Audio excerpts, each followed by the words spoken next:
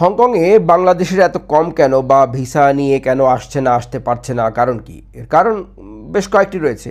প্রথম কারণটি হচ্ছে আমাদের যে মোস্ট ট্যালেন্টেড যারা আছে তারা অনেকেই চুজ করেন আমেরিকা, ইউরোপের দেশগুলি বা অস্ট্রেলিয়া, এসব দিকে তারা যেতে চান। ইংলিশ স্পিকিং কান্ট্রি, যেহেতু এটা একটা চাইনিজ স্পিকিং কান্ট্রি, ইংলিশ এখানে ওয়াইডলি স্পোকেন, কিন্তু তারপরেও চাইনিজ একটি ভাব তারা থেকে যায়। তো অনেকে হয়তো সেই জিনিসটার মধ্যে আসতে চান না, এটা একটা কারণ।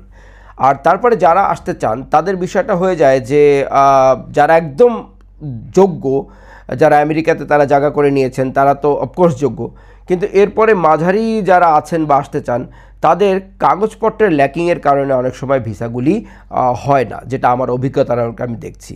কারণ কি, খুবই কম্পিটিশন এখানে, সারা বিশ্ব থেকে তারা হায়ার করতে পারছে। তো সেখানে আমার দেশের বা যে দেশেরই কোনো ক্যান্ডিডেট যদি কমজোর পড়ে যায়, তাহলে তার জন্য এটি একটু কঠিন হয় বই কি।